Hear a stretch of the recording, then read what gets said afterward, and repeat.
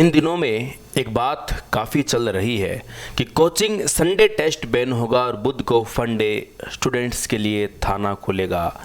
ऐसी बात चर्चा में है। देखिए, इसको लेकर बातचीत क्या है। 8 माह में 23 बच्चों की सुसाइड हुई है और सुसाइड के बाद हाई पावर कमेटी के फैसले हैं।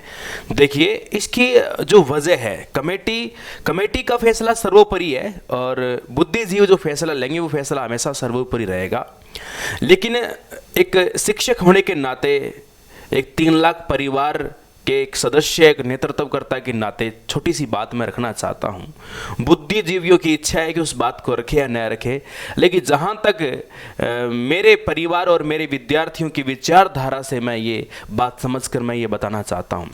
एक्चुअलिटी में होता क्या है, ये 2 तरह की एजुकेशन फील्ड होती है।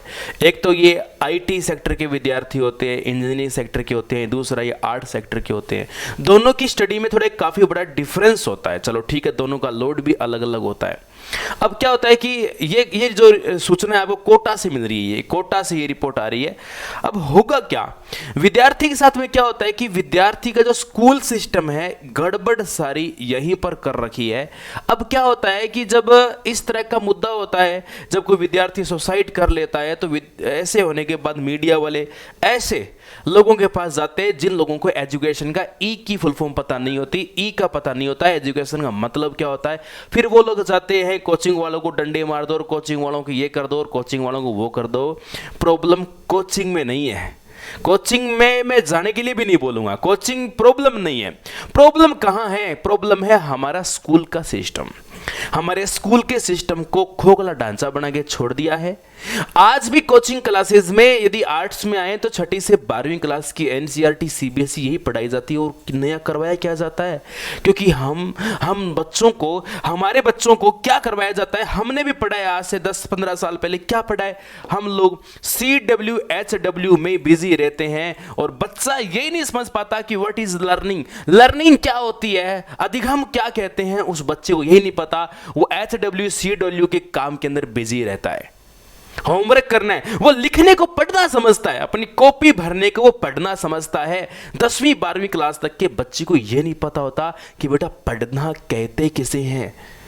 उसको रट्टे मरवाए जाते हैं। रट्टा मारना माना कि लर्निंग की एक प्रोसेस है। मरवाओ रट्टे, बहुत अच्छी बात है, लेकिन हमारा एजुकेशन जो सिस्टम है, हमारी मेथड्स हैं, हमारे लर्निंग प्रोसेस है, इसको पूरा बिगाड़ के छोड़ दिया है। बच्चे पर लोड पे लोड, लोड पे लोड। अरे उसको सारे दिन ये हमारे गार्जियंस को देखना पड़ेगा, बच्चों के परिवार को देखना पड़ेगा। स्कूल का बच्चा, उसको डिप्रेशन में डाल दिया जाता है पढ़ा पढ़ा के। उसको मनोरंजन की आवश्यकता है, परिवार की आवश्यकता है, फ्रेंड्स की आवश्यकता है, फैमिली की आवश्यकता है, या उसको मोबाइल ला के दे देंगे। अरे उसका सदुपयोग करना विद्यार्थी नहीं जानेगा, उसको सिखाना पड़ेगा। वो लर्नर है, उसको हर काम सिखाना पड़ेगा। हर काम, वो बैठते ही पैर हिलाता है, ऐसे से पैर हिलाता रहेगा, उसको पता है कोई काम का ही नहीं है। वो लर्नर है, उसको भी खाना पड़ेगा। और उसको जैसे 12th की, जा बेटा तू बन इंजीनियर, जाके ठोक दो उसको, और फिर बच्चा वो डिप्रेशन में। अब क्या होगा? मार्क्स नहीं आए तो विद्यार्थी तो परेशान। अब मार्क्स नहीं आए, अब कोचिंग वाले क्या करेंगे? मार्क्स नहीं आए तो उसको ला प्रेशर, तू पढ़ भाई, तेरे को पढ़ना होगा, नहीं तो घर वाले टॉर्चर करेंगे। इतनी फीस लगा दी, इतना पैसा लगा दिया। वो विद्यार्थी जो कंफ्यूज हो गया, इतना कुछ करता है ना, उसकी वजह ये है, उसकी वजह कोचिंग क्लासेस होगी, मैं मान सकता हूं होगी, लेकिन उससे पहले भी कई वजह है। उसकी वजह से वो विद्यार्थी डिप्रेशन में आता है। विद्यार्थी सोचता है मेरे घर वालों के मैंने लाखों रुपए लगा दिए और मेरा रिजल्ट नहीं आया, तो बच्चा सुसाइड की ओर भागता है। तो देखो, एक तो गार्जियन से निवेदन है कि आप बच्चे को इस तरह से प्रेशर उन पे करना बंद करें। दूसरा, उस बच्चे को रिलैक्स होके उसका इंटरेस्ट तो जानो। जबरदस्ती थोपने वाली बातें नहीं है। या अमिताभ बच्चन बने, अभिषेक बच्चन नहीं बनाने हैं। थोपने वाले काम नहीं होंगे यहाँ पर थोपे नहीं जाएंगे। यहाँ थोप करनी, स्वीकार करके काम होगा, स्वीकार करके काम करना पड़ेगा।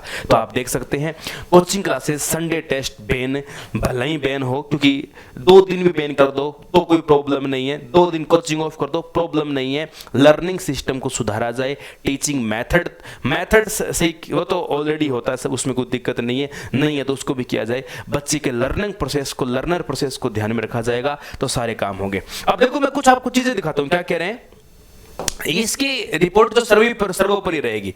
देखो कुछ राजनीतिज्ञ इस पर बात रख रहे हैं, बैन कर दो कोचिंग। जोशी जी क्या कह रहे हैं? जलदाय मंत्री महेश जोशी ने कहा देश भर में कोचिंग संस्थान, अच्छा क्या कह रहे हैं? महेश जोशी जी कह रहे हैं कि देश भर में, जलदाय मंत्री महेश जोशी ने कहा कि देश भर में कोचिंग सेंटर्स बंद होने चाहिए। केंद्र सख्त कदम उठाए, स्कूलों की पढ़ाई मजबूत करें ताकि छात्रों को कोचिंग न जाना पड़े। देखो इनके लास्ट वाली बात से मैं पूर्ण रूप से सहमत हूं, लेकिन आप ऊपर वाली केवल बात क्या आप कह रहे हो तो आपकी बात, देखो महोदय जी आपकी बात गलत है। यदि हमारा स्कूल का सिस्टम मजबूत होगा तो कोचिंग क्लासेस की 1% भी रिक्वायरमेंट नहीं होगी। जिस तरह से स्कूल सिस्टम आजकल चल रहा है वैसे हो तो बच्चे को महाराज जी एक नहीं दो कोचिंग लेनी पड़ेगी। एक कोचिंग से भी काम नहीं चलेगा। टेस्ट सीरीज हम जैसों से लेनी पड़ेगी, टेस्ट सीरीज भी लेनी पड़ेगी और कंटेंट के लिए अलग लेनी पड़ेगी। कोचिंग क्लासेस जो है या तो ढंग से कंटेंट पढ़ाते हैं या फिर टेस्ट सीरीज ढंग के चलाते हैं।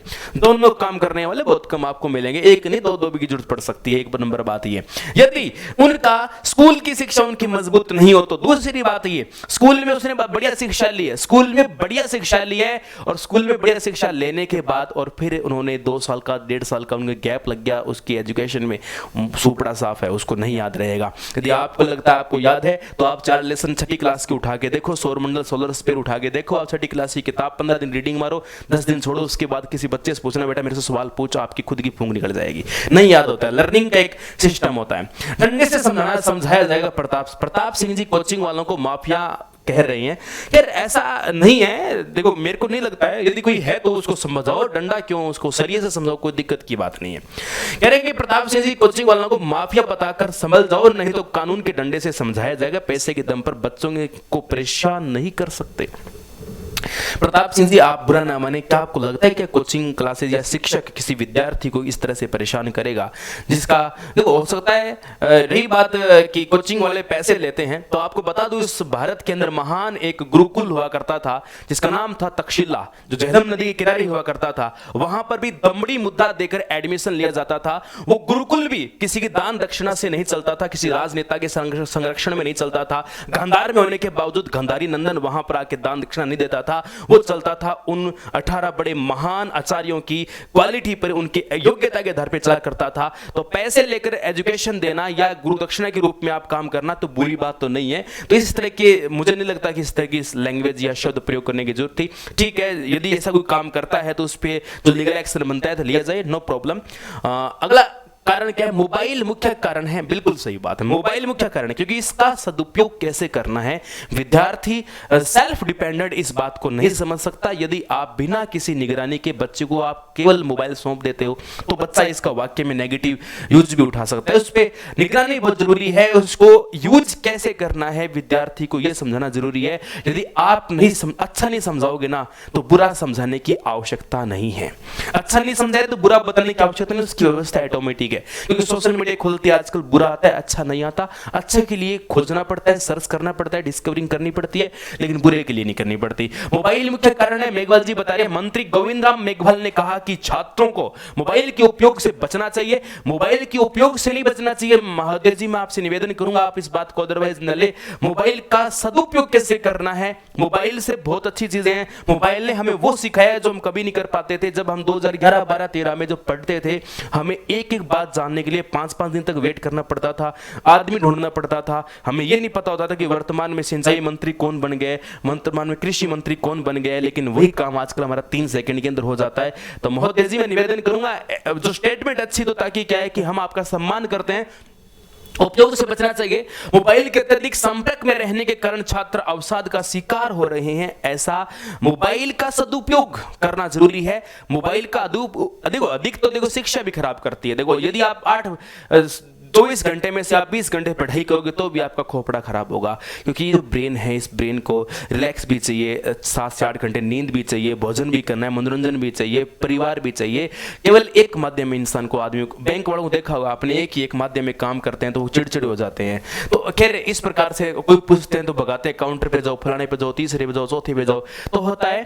तो वजह सुधरेगी। आज ये इस तरह की घटनाएं हो रही है तो मैं इन कमेटी वालों से विशेष अगर निवेदन करूंगा कि आप यदि इस तरह से बात करते हो तो स्कूल सिस्टम को सुधारा जाए तो ये काम ज़्यादा बढ़िया रहेगा। राजनेताओं की स्टेटमेंट ठीक है, लेकिन और बहुत सारी बातें हैं। केवल कोचिंग को टारगेट करके कोचिंग बंद करने से सॉल्यूशन, बंद भले ही कर दो आप, कोई प्रॉब्लम नहीं, इससे कर दो भले ही, कोचिंग वालों को प्रॉब्लम हो सकती है, लेकिन एक्चुअल प्रॉब्लम ये नहीं है, मूल जड़ की प्रॉब्लम ये नहीं है, प्रॉब्लम कुछ और है। उस प्रॉब्लम तक पहुंचना बहुत जरूरी है। और मैं विद्यार्थियों से निवेदन करना चाहूंगा, अरे यार पढ़ाई नहीं होती तो मत किया करो, ये मरने मुरने का वाले काम मत किया करो। जिंदगी एक बार मिलती है, बार बार नहीं मिलेगी, पर इन यार मस्ती से जियो।